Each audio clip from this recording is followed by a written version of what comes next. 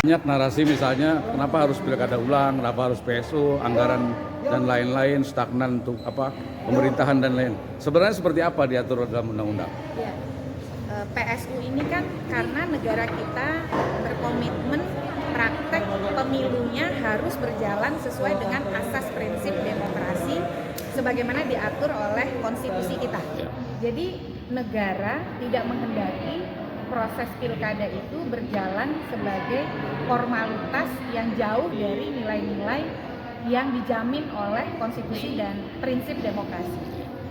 Itu yang pertama. Jadi pilkada bukan sekedar ritual, bukan sekedar simbol, tapi dia jadi wadah kedaulatan rakyat yang harus dijalankan secara bebas, adil, setara. Nah yang kedua, mengapa kemudian PSU dilakukan? Sebagai bentuk koreksi negara melalui institusi yang namanya Mahkamah Konstitusi sebagai penegak demokrasi dan konstitusi yang menginginkan Pilkada Banjarbaru itu berjalan sesuai aturan main yang demokratis dan konstitusional. Jadi ini kesempatan untuk meluruskan praktik yang bengkok sebelumnya. Oleh karena itu, negara sudah punya mekanisme untuk pembiayaannya dan juga untuk jalannya pemerintahan sambil menuju atau menunggu terpilihnya kepala daerah definitif. Misalnya, ada putusan MK dan juga peraturan Mendagri, Menteri Dalam Negeri, yang menyebut bahwa ketika suatu daerah dipimpin oleh penjabat, itu kewenangannya sama dengan kepala daerah definitif untuk penetapan APBD, untuk penyusunan perencanaan pembangunan daerah. Itu sudah dijamin. Jadi daerah tidak akan stagnan ketika dalam proses menuju pemilihan kepala daerah yang definitif.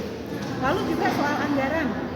Di Undang-Undang Pilkada sudah diatur, pilkada itu dibiayai oleh APBD dan dapat juga dibiayai oleh APBN. Makanya di sejumlah daerah itu ketika dananya kurang, APBN yang akan kemudian ikut membiayai.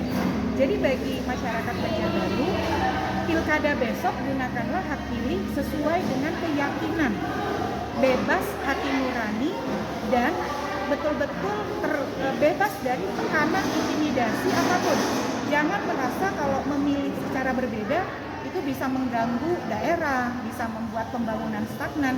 Besok itu justru jadi momentum menunjukkan wajah yang betul-betul bermartabat dari masyarakat Banjarbaru dalam berdemokrasi.